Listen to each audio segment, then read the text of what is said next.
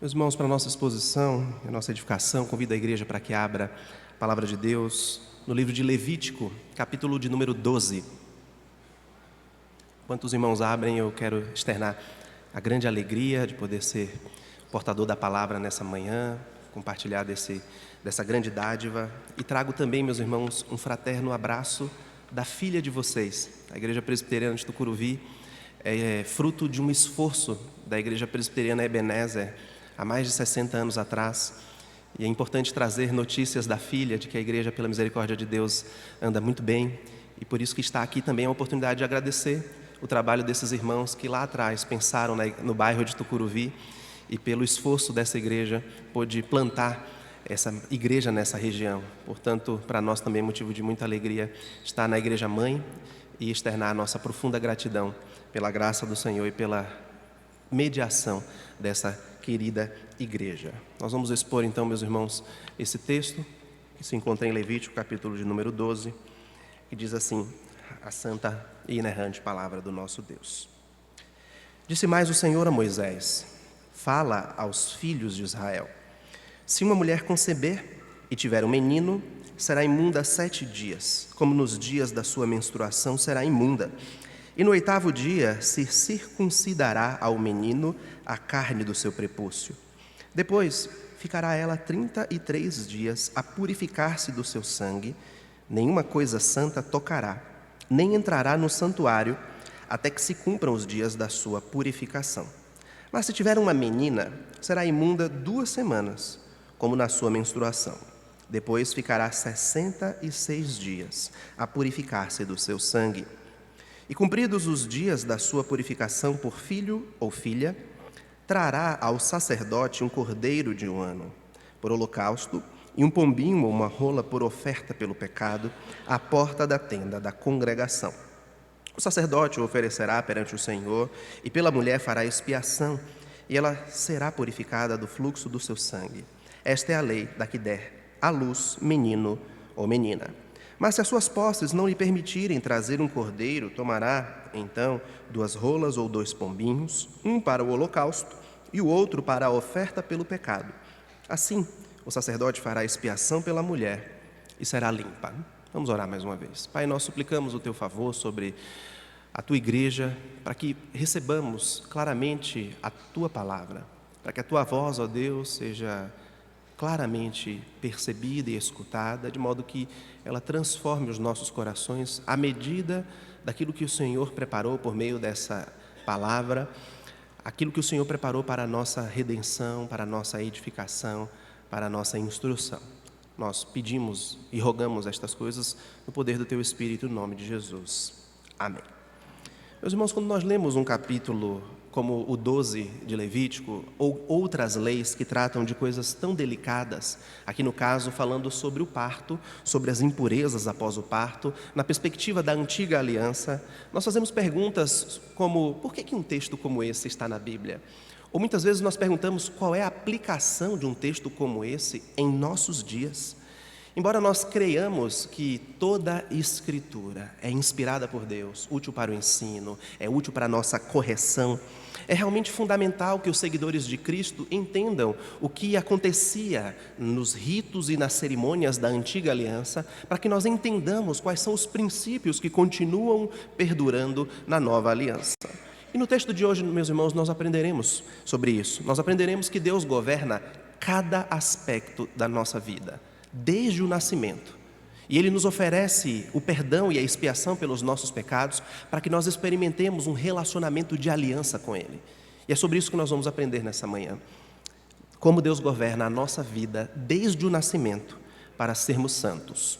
Como Deus governa a nossa vida desde o nascimento para sermos santos. E nós veremos isso em 4 partes. A primeira delas, nós perceberemos, meus irmãos, que Deus governa a nossa vida desde o nascimento para sermos santos, primeiro concedendo a bênção do nascimento. do nascimento. Perceba, meus irmãos, como que a lei é apresentada. A lei afirma que uma mulher que deu à luz a uma criança deveria ser considerada cerimonialmente impura. Veja, ela não podia tocar em nada que era sagrado, ela não podia muito menos entrar no santuário, e é por isso que muitas vezes as pessoas pensam que essa lei aqui indicaria que o parto por si só seria algo ruim ou algo pecaminoso. Além disso, como a mulher deu à luz, ela deveria também oferecer uma oferta pelo pecado. De modo que muitas pessoas acabam pensando que o ato do nascimento, o ato da concepção, de alguma forma poderia envolver alguma coisa pecaminosa em si. Mas nós devemos considerar, meus irmãos, que no livro de Levítico, nem sempre quando a palavra impuro aparece, diz respeito a um caráter moral. Existe a impureza em sua característica cerimonial, que é o que está acontecendo aqui. A impureza aqui não é uma impureza moral, é uma impureza ritualística, como consequência ali daquele parto. E qual é o sentido dessa impureza? A ideia, meus irmãos, é de que Deus só admitia na antiga aliança um tipo de sangue nas coisas sagradas, que era o sangue dos animais que eram oferecidos como sacrifício. Então, o único sangue que Deus permitiria no tabernáculo era o sangue de animais. Por isso que o parto tornava a mulher ritualmente impura e não moralmente impura. Então, não havia nenhuma sombra de pecado no ato de ter um filho, mas ritualmente essa mulher deveria cuidar dos seus dias até que ela pudesse se oferecer diante do Senhor por meio de uma purificação. E o que é que nós devemos aprender? Qual é o princípio que perdura para os nossos dias, meus irmãos? Percebam como esse texto quer equilibrar a nossa visão sobre o nascimento, sobre a origem da nossa vida. De um lado, meus irmãos, nós devemos pensar como crentes que Deus governa cada detalhe da nossa vida, desde o nosso nascimento, desde a concepção até a luz. E isso faz com que nós lembremos o quão sagrada é para Deus a vida humana. É por isso que os crentes devem abominar com todas as suas forças a prática do aborto, como é comum em nossos dias, ou propagado em nossos dias, sobretudo com aquele falso pressuposto de que o aborto é uma questão de saúde pública, como se as mulheres tivessem o direito de abortar uma criança por qualquer motivo, porque essa é uma área, como nós podemos observar, que Deus reivindica para o seu governo, como parte do seu controle sobre a nossa vida. Ele é o autor da vida, ele reclama para si a soberania sobre este momento, sobre este ato, sobre esta dimensão. Mas, por outro lado, meus irmãos, nós não devemos supor que todas as mulheres casadas naturalmente serão mães. Assim como nós também não podemos acreditar que só é abençoada a mulher que se torna mãe. Filhos não redimem ninguém. E um texto como esse nos ajuda a perceber que a mãe precisaria passar por um ritual de purificação. Se ela fosse redimida pelo parto, ela não precisaria se apresentar ou apresentar uma oferta de expiação pelo seu pecado, como o texto nos diz nos últimos versos. A concepção, meus irmãos, deve ser vista como um dom de Deus. E por ser um dom de Deus, Ele soberanamente concede a quem Ele quiser. A concepção é um mistério que está nas mãos de um Deus soberano. E é por isso que algumas pessoas recebem essa bênção, outras pessoas não recebem. Por vezes é difícil encarar a soberania de Deus, por vezes é um fardo espiritual ter que lidar com um diagnóstico de uma esterilidade, mas nós precisamos compreender que o Deus soberano que governa a vida deve ser amado, deve ser adorado, deve ser honrado, até mesmo quando nós lidamos com notícias ruins como essa. E é por isso que a igreja tem um papel fundamental nessa visão equilibrada, como esse texto quer reequilibrar. A ideia de que nós não devemos lançar um peso sobremaneira sobre aqueles casais que não possuem filhos. Primeiro, porque ninguém é chamado por Deus para ser fiscal de filhos alheios. Não existe esse departamento na igreja, não existe essa função na palavra de Deus. E se uma mulher não tem filhos, esse é um assunto muito particular. Muitas vezes é um assunto doloroso, até mesmo uma simples pergunta pode causar uma dor tremenda. Se você não tem amizade, se você não tem liberdade, não pergunte, não cobre, não brinque. Se algo que você possa fazer por essa pessoa é orar por ela, é entender que o Deus soberano governa sobre cada área da nossa vida, desde o nascimento. Por isso que nós devemos, meus irmãos, tremer e temer diante desse Senhor, porque Ele reivindica essa área também para a esfera da sua soberania. Voltando então para o texto, nós observamos que algumas pessoas ficam confusas com a maneira como esse texto lida quando uma mãe tem um filho menino e uma filha menina. Se você observar, meus irmãos, quando a mãe tinha um filho menino na antiga aliança, ela ficaria impura por 7 dias e depois continuaria o seu processo de purificação por 33 dias, formando ali 40 dias ao todo. Mas se ela desse à luz a uma menina, o seu período de purificação inicial seriam 14 dias e depois ficariam 66 dias até o período da sua purificação completa, ou seja, 80 dias. Então nós percebemos que há uma diferença se fosse um menino e o dobro de tempo se fosse uma menina. Por que Deus diferenciou dessa forma a maneira como a mãe deveria lidar com a sua purificação? Para aqueles que não acreditam na palavra de Deus, aqui teria supostamente um prato cheio para dizer que Deus faz acepção de pessoas, de que a Bíblia supostamente seria acusada de um patriarcado, de um machismo, mas percebam que essas ideias demoníacas não se harmonizam com a palavra do Senhor. Não há nenhum tipo de acepção. O que nós temos aqui, meus irmãos, a própria ciência nos ajuda a compreender. O texto não oferece essa resposta de forma explícita, mas a observação da maneira como as coisas acontecem com a mulher, diferentemente do homem, nos fazem perceber como que Deus está resguardando de forma higiênica a saúde do seu povo. É comum, meus irmãos, que algum sangramento que aconteça na mãe passe também para a filha e de alguma forma a recém-nascida também tenha um fluxo de sangue. É por isso que o tempo dobrado da purificação da mãe poderia ser baseada nessa necessidade da mãe e da bebê recém-nascida passassem por esse período de purificação. Então, uma vez que essa impureza deveria ser tratada ritualmente e o bebê não tinha condições de se apresentar diante do Senhor e fazer esse ritual por si mesmo, a mãe da menina carregava sobre si a impureza ritual da sua filha. E então, por um período dobrado, ela faria o dela e o faria da sua filha, o período de purificação, para agradar ao nosso Deus. Vejam então, meus irmãos, que isso é um fato. Por exemplo, quando a nossa filha nasceu, a pediatra falou para mim e para a esposa que poderia acontecer com a nossa filha, porque é comum acontecer com mulheres coisas desse tipo. E o que nós percebemos é Deus justamente cuidando de cada detalhe, minuciosamente, da nossa vida desde o nosso nascimento. E é por isso que esse é o primeiro ponto, essa primeira verdade que nós encontramos nessa palavra. Deus governa a nossa vida desde o nosso nascimento para sermos santos como Ele é. Mas há uma segunda verdade nesse texto, e esse texto quer que nós percebamos que Deus governa a nossa vida desde o nascimento para sermos santos, separando crentes dos descrentes. Essa é a segunda maneira que Deus governa a nossa vida para sermos santos como Ele é santo. Observem, meus irmãos, que uma das consequências da obediência à lei em Levíticos, como em todo o Pentateuco, era que o povo de Deus se diferenciaria de outros povos. No contexto dessa passagem, o povo estava caminhando para a terra prometida. Eles estavam prestes a entrar em Canaã. E Deus havia dito que eles não deveriam parecer ritualmente, espiritualmente, nem flertar com outros povos. Eles não poderiam conhecer os cananeus e os seus deuses e os adorarem, nem se misturar com esses povos vizinhos. Nós sabemos, meus irmãos, que pela cultura dos cananeus, eles adoravam todo tipo de ídolos, falsos deuses, e essa adoração era uma adoração feita muitas vezes em devassidão e imoralidade, a ponto de incluir sacrifício de crianças.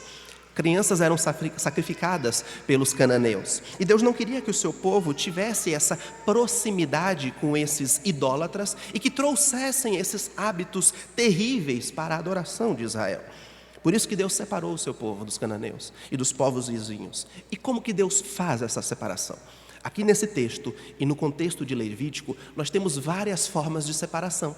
Separação dietética, ou seja, o povo deveria comer de forma diferente aos cananeus. Então, a base da dieta de um israelita na antiga aliança era totalmente diferente de um cananeu, de um moabita, de um povo vizinho. E muitas vezes nós estranhamos, por que Deus havia estabelecido tantos detalhes e tantas minúcias? É porque Deus queria que pela dieta o povo fosse separado.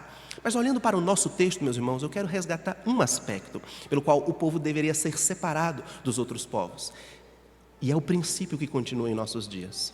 O povo da aliança é separado por Deus dos ímpios pela sua adoração. Deus ainda requer de nós, meus irmãos, uma separação de outros povos pela nossa adoração.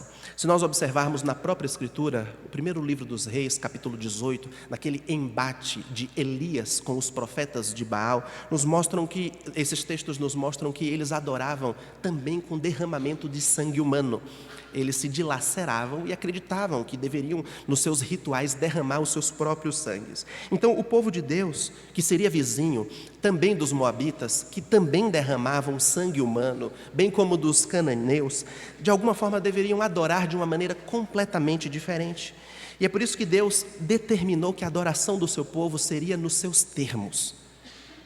E nós continuamos, meus irmãos, a manter este mesmo princípio. Nós somos um povo que adora ao Senhor nos termos dele. Nós não podemos determinar a maneira como nós vamos cultuar ao nosso Deus. Nós obedecemos e recebemos a sua palavra e correspondemos à sua palavra e nos diferenciamos adorando ao Senhor por meio da sua palavra. Aqui, meus irmãos, o sangue humano fazia parte da adoração de todos os vizinhos a Israel.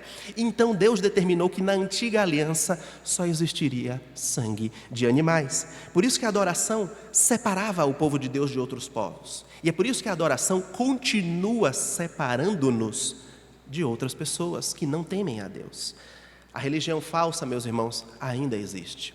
As pessoas ainda continuam adorando os seus ídolos, sejam eles quais forem, criados à sua imagem, à sua semelhança, às suas conveniências, o dinheiro, o entretenimento, o hobby, o lazer, o corpo, ou qualquer outra falsa religião, continua de alguma maneira tentando-nos a levar-nos para cada vez mais distantes do nosso Senhor. E é por isso que a adoração ainda nos separa. A adoração ainda é o meio pelo qual Deus diferencia o puro do impuro, o justo em Cristo daqueles que não temem ao Senhor. E é por isso que nós devemos adorar, nós devemos dizer ao mundo com a nossa vida de adoração. Quando nós guardamos, por exemplo, o dia do Senhor, nós estamos pregando, meus irmãos, aos nossos vizinhos. Quando eles olham que os nossos carros não estão na garagem, quando eles nos encontram no elevador, arrumados e perfumados, com a Bíblia debaixo do braço, nós estamos demonstrando que nós pertencemos ao povo da aliança. Muitas vezes você não vai conseguir nem falar com o seu vizinho, mas você vai mostrar para ele que você é diferente, que você guarda esse dia, que você teme ao Senhor. A maneira como você se porta no seu trabalho, a honestidade, a credibilidade, o seu testemunho é uma pregação que a sua vida é uma constante adoração a Deus que te faz diferente de outras pessoas. Veja, eu não estou dizendo que isso te faz melhor, porque você continua sendo um pecador carente da graça de Deus, mas isso te faz diferente. E é isso que Deus preceituou ao seu povo da antiga aliança e Ele continua exigindo do seu povo na nova aliança, que nós somos novas criaturas, que nós somos sacerdócio real, que nós somos nação santa, povo de propriedade exclusiva do Senhor, que não pertencemos a nós mesmos, que não nos amoldamos aos pensamentos dos nossos dias, mas que vivemos de uma forma diferente, porque nós pertencemos a um relacionamento especial de aliança que o Senhor estabeleceu pela graça para conosco. Sempre existirá, meus irmãos, uma separação entre aqueles que seguem a Jesus e aqueles que não seguem. E esse texto quer nos mostrar, como segunda verdade, que Deus governa a nossa vida desde o nascimento para sermos santos, separando crentes de descrentes. Mas há uma terceira verdade, que o Senhor governa a nossa vida desde o nascimento para sermos santos, que é estabelecendo como que funciona essa aliança. Como eu disse, meus irmãos, quem estabelece a aliança e quem cria as estipulações é Deus, não somos nós. E é por isso que quando nós lemos as leis detalhadas de Levítico, as que compõem o início do livro, que falam sobre expiação, ofertas, sacrifícios, quando nós olhamos as leis que vêm depois, que tratam de minúcias, como por exemplo os fluidos corporais emitidos pelo homem e pela mulher, nós percebemos que quando Deus estabelece um relacionamento, e Ele dá cada detalhe desse relacionamento, Ele quer que nós obedeçamos a Ele de forma íntegra, de forma plena, porque as suas regras e as suas estipulações determinam como deve funcionar esse relacionamento. Isso é muito sério, meus irmãos. Por mais que estes elementos cerimoniais não continuem em nossos dias, o princípio é o mesmo. Nós servimos a um Deus tremendo, um Deus que cuida e reivindica para si cada aspecto da nossa vida. Aqui no texto, como nós podemos perceber, o sangue do parto não era imoral. A ausência do sangue na adoração era uma questão relacional. E o povo deveria obedecer a Deus para ter um relacionamento de aliança com o Senhor. E se os israelitas falhassem em obedecer ao Senhor, eles eram culpados por se rebelar contra Deus no seu relacionamento da aliança. Eles não tinham direito de reclamar, de questionar, de alguma forma reivindicar uma outra maneira, porque eles foram inseridos por Deus no relacionamento de aliança, uma vez que eles viviam como escravos no Egito. E Deus havia prometido a Abraão que resgataria esse povo, mas ele resgata nos termos dele. É por isso que o texto fala, por exemplo, da circuncisão, que é aquilo que nós entendemos na nova aliança, que é o sinal visível para a inserção do crente num relacionamento de aliança com o Senhor. E é por isso, meus irmãos, que nós batizamos crianças. Nós não batizamos crianças porque nós cremos que elas nascem como pagãos e que precisam receber o batismo para a salvação. Nós o fazemos por causa da teologia que está contida nesse e em tantos outros textos que mostram que os infantes eram considerados por Deus, que Deus reivindica o seu governo sobre o nascimento de cada criança e que os pais devem entender essa relação de aliança e inserirem por meio deste pacto, por meio deste sacramento que é administrado na nova aliança através do batismo. O Senhor Jesus foi aquele que disse, convidando as crianças para que viessem a Ele e que ninguém as impeçais, porque dos tais é o reino dos céus. E assim, meus irmãos, nós cremos que a aliança, que é muito mais abrangente, que na antiga aliança as crianças já eram inseridas, agora são inseridos homens e mulheres, pequenos e pequenas, porque nós cremos que Deus é um Deus que faz um pacto conosco, com os nossos filhos, com os filhos dos nossos filhos, até o retorno de Cristo, por todas as gerações que virão subsequentemente. E é por isso que os pais devem apresentarem-se diante do Senhor e diante da igreja para levar os seus filhos ao batismo, para que os filhos recebam essa dádiva. Eles estão com isso, meus irmãos, reforçando esse relacionamento pactual com o Senhor, mostrando para a igreja e mostrando para o mundo que os nossos filhos pertencem ao Senhor, porque Deus estabeleceu as estipulações, Deus estabeleceu os termos e nós obedecemos em amor pela dádiva de usufruirmos desses termos, de Deus ser o nosso Deus, de nós sermos o seu povo. E é por isso que nós testemunhamos nessa manhã e testemunhamos todas as vezes que uma criança vem à frente e é batizada, o estreitamento desse laço. Quando o relacionamento é de uma forma tão íntima e tão pessoal, reafirmada diante do Senhor e diante da igreja. E é por isso, meus irmãos, que nós obedecemos a lei do Senhor, a palavra do Senhor, porque nós temos um relacionamento com Ele. Nós não podemos esquecer que Deus é uma pessoa, é um ser relacional, que espera e exige de nós que cumpramos as suas estipulações para nos apresentarmos de forma correta. E Ele continua reivindicando para si, meus irmãos, as mesmas estipulações, administradas de formas diferentes na nova aliança, mas por meio do Senhor Jesus Cristo, aquele que disse, eu sou o caminho, a verdade e a vida, nós podemos acessar esse Pai. Essa é uma dádiva preciosa. E essa é a terceira verdade que esse texto nos ensina. Deus governa a nossa vida desde o nascimento, para sermos santos, estipulando o funcionamento da sua aliança. Mas há uma última verdade, meus irmãos. Como Deus governa a nossa vida desde o nascimento para sermos santos, provendo expiação para o pecado e salvação. Observe no final desse texto o que é que o texto diz nos versos de número 6 a 8. Cumpridos os dias da sua purificação por filho ou filha, trará o sacerdote um cordeiro de 1 ano por holocausto e um pombinho ou uma rola por oferta pelo pecado, à porta da tenda da congregação. O sacerdote o oferecerá perante o Senhor e pela mulher fará expiação, e ela será purificada do fluxo do seu sangue. Esta é a lei da que der à luz menino ou menina.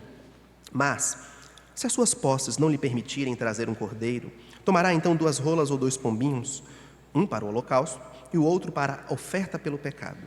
Assim o sacerdote fará expiação pela mulher e será limpa. Quando nós notamos esses últimos versículos, nós devemos lembrar o que significa e qual é a necessidade que nós temos de expiação. Expiação diz respeito a duas partes que estão afastadas, irreconciliavelmente afastadas. E por meio de algo que é feito, essas partes que estão afastadas estão agora reunidas, unidas, tornando-se uma com a outra. A ideia de expiação, meus irmãos, diz respeito também à cobertura, cobrir o pecado, limpar o pecado, para que haja essa união e essa reconciliação com Deus. Então esse elemento de tirar a impureza é muito mais profundo, porque diz respeito à união, a relacionamento. E é por isso então, meus irmãos, que o texto nos fala sobre isso. Os fluidos do parto aqui no capítulo 12 não são pecaminosos, mas são impuros. E por isso a expiação em Levítico 12 se refere a retirar a impureza cerimonial e retornar a um estado de pureza, um estado de limpeza. Mesmo não sendo algo pecaminoso, algo precisava ser feito. E nós sabemos que depois que os nossos pais, Adão e Eva, pecaram, Deus anunciou o seu julgamento, o julgamento pelo pecado sobre eles. E uma das consequências que foi dada a Eva foi que, sob muita dor, ela conceberia.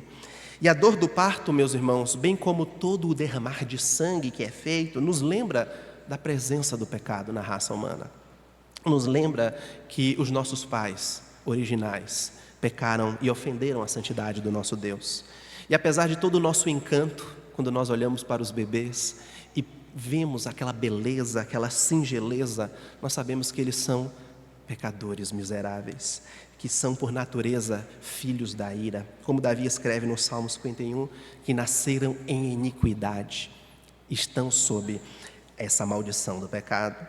Por isso que considerar que um bebê nasce moralmente neutro, ou que o ser humano nasce moralmente neutro e depois ele é corrompido, não é apenas ingênuo, não é apenas ilusório, é antibíblico, meus irmãos. O pecado é uma presença corruptora no gênero humano. Quando a criança nasce, nós sabemos que ela é pecadora e como o pecado leva à morte, ela nasce para morrer. Por mais triste que seja falarmos sobre isso numa manhã como essa, esse texto, nos seus fundamentos, nos lembra isso. Todo mundo que nasce para morrer. Ironicamente, o nascimento é um lembrete da nossa morte. E a nossa morte é causada pelo pecado. O pecado tem como salário a morte. E é por isso que todo esse sangue serve também como um lembrete de todas estas coisas. Mas graças a Deus, meus irmãos, Deus faz algo em nosso favor. E o texto aponta para isso. O Senhor fornece propiciação pelo nosso pecado. Ele fornece a satisfação da sua santa e justa ira por causa dos nossos terríveis pecados. E Ele faz isso porque Ele nos ama. Quando o apóstolo João escreve a sua primeira carta, no capítulo 4, verso 10, ele aponta para a dimensão desse glorioso amor, quando ele diz: o amor consiste nisto, não em que nós tenhamos amado a Deus, mas em que Ele nos amou e enviou o seu Filho como propiciação pelos nossos pecados. E porque Deus nos ama, meus irmãos, Ele se encarnou em forma humana, em carne humana, como verdadeiro homem e verdadeiro Deus, Jesus, o Messias, e Ele levou os nossos pecados sobre si ali na cruz, morrendo como sacrifício por eles, satisfazendo a santa e justa ira do nosso Deus, pagando a dívida que nós contraímos, realizando uma obra salvadora, o sacrifício pelo nosso pecado. E é por isso que a expiação que Jesus realizou por meio da sua morte é disponível àquele que crê. No verso de número 8, meus irmãos, nós temos aqui o fundamento dessa disponibilidade. Porque o verso de número 8 diz: se a mulher que estiver passando por esse período não tiver meios suficientes para uma ovelha, ela pode levar 2 rolas ou 2 pombinhos. Deus contemplou até mesmo as famílias menos favorecidas que não tinham condições financeiras de comprar um animal de médio porte, que deveriam levar então 2 pombinhos ou 2 rolas. Ou seja, Deus sempre fez provisão espiritual, até mesmo para os desprovidos financeiramente. E aqui o que nós encontramos nesse fundamento é que a condição financeira de ninguém exclui a possibilidade de um novo relacionamento com o Senhor. A condição financeira nunca vai excluir alguém da expiação que Deus fornece, porque Deus oferece condições para isso. Em Cristo, gratuitamente, no sangue dele. Mas aqui, meus irmãos, nós encontramos algo glorioso que é cumprido em Cristo Jesus. Se você observar, meus irmãos, Lucas, o autor do Evangelho, registra as experiências de uma jovem mulher, em particular, que passou por uma situação muito semelhante. Ela teve um parto sangrento, e ela precisou observar fielmente a cerimônia da purificação, mas o texto diz que ela e o seu marido eram tão pobres que eles não podiam comprar um cordeiro, uma ovelha, e então eles apresentaram 2 pássaros ao Senhor. Eu quero que você observe isso lá em Lucas capítulo 2, versos 22 e 24, porque essa lei é observada por Maria e por José, os pais do nosso Senhor Jesus Cristo. E Lucas registra, meus irmãos, o cuidado que eles tiveram em cumprir com essa lei cerimonial. Lucas 2, de 22 a 24, o texto diz que passados os dias da purificação deles, segundo a lei de Moisés, que nós acabamos de ler, levaram Jesus a Jerusalém para o apresentarem ao Senhor, conforme está escrito na lei do Senhor. Todo primogênito ao Senhor será consagrado, e para oferecer um sacrifício, segundo o que está escrito na referida lei, um par de rolas ou 2 pombinhos. A lei que Lucas cita aqui foi dada por Deus em Levítico 12, cumprida por José, cumprida por Maria, em favor do Senhor Jesus Cristo, o nosso Salvador. O que é que nós aprendemos com isso tudo então, meus irmãos, finalmente? O que é que nós fazemos com leis como essa sobre impureza e purificação? Leis cerimoniais que não estão em vigor porque nós vivemos na nova aliança. Nós simplesmente excluímos, ignoramos, não pregamos, não fazemos devocionais nesse texto? Não, meus irmãos, nós cremos que toda a Escritura é inspirada e útil. Nós aprendemos nessa manhã que, como Paulo diz, a lei serve como um guia, como um mestre, para nos apontar o caminho de Cristo. E é por isso que o Senhor Jesus Cristo grita nessa passagem, para que nós entendamos a importância de uma lei como essa. Para que nós entendamos, meus irmãos, que Deus continua reivindicando em sua soberania cada aspecto da nossa vida, até mesmo no nascimento. Deus ele pode requerer para si qualquer minúcia, qualquer detalhe, como ele fazia na antiga aliança para demonstrar que ele era o Deus daquele povo. E Deus continua sendo o Deus do seu povo. Embora vivamos em uma nova aliança, a seriedade como nós devemos encarar esse Deus deve ser a mesma. Nós sabemos, meus irmãos, que Deus é o governante sobre todos os aspectos da nossa vida. E esse texto nos lembra de forma gloriosa sobre isso. Esse texto também nos lembra que ele pretende que nós sejamos separados dos outros povos, daqueles que não temem ao Senhor, não porque somos melhores, como eu disse, porque continuamos a ser pecadores e falhamos diante desse nosso Deus, mas para afirmar a este mundo que existe um Deus soberano que reclama para si um povo de propriedade exclusiva dele. E para você é um privilégio fazer parte desse povo. E esse texto aponta para essa glória. Muito sobre as nossas vidas, meus irmãos, se assemelha aos caminhos como esse texto nos aponta.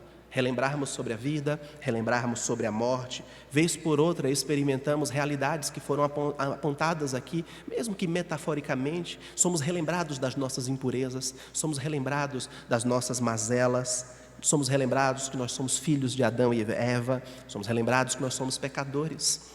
Mas esse texto aponta no seu final o caminho que o Deus soberano que governa a nossa vida desde o nosso nascimento apontou, oferecendo para nós expiação, oferecendo para nós redenção, oferecendo para nós salvação.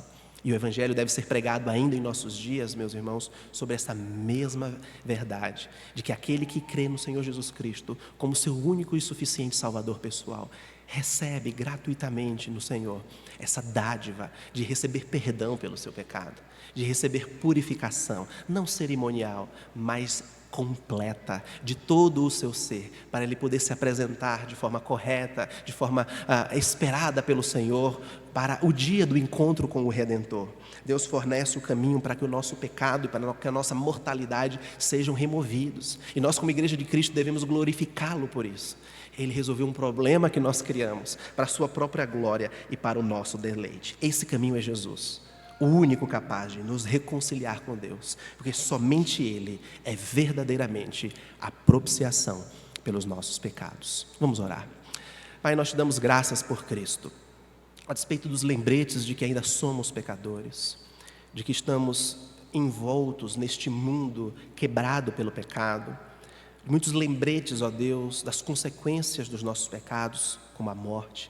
Nós cremos, ó Deus, que este último inimigo a ser vencido, com o retorno do nosso Salvador, já foi decretado derrotado. E é por isso que nós nos gloriamos no Senhor, porque os efeitos condenatórios do pecado já não incidem sobre nós. Nós fomos declarados, ó Deus, pelo sangue do Senhor Jesus Cristo, como inocentes. E mesmo sendo pecadores, ó Deus, o seu sangue é suficiente para cobrir os nossos pecados e oferecer propiciação, expiação, reconciliar-nos com o Senhor. Te agradecemos, ó Deus, porque esse texto nos lembra que o Senhor governa sobre cada aspecto da nossa vida, desde o nascimento, para sermos santos, como o Senhor é santo. E nós oramos em nome do nosso Senhor e Salvador Jesus Cristo. Amém, Senhor.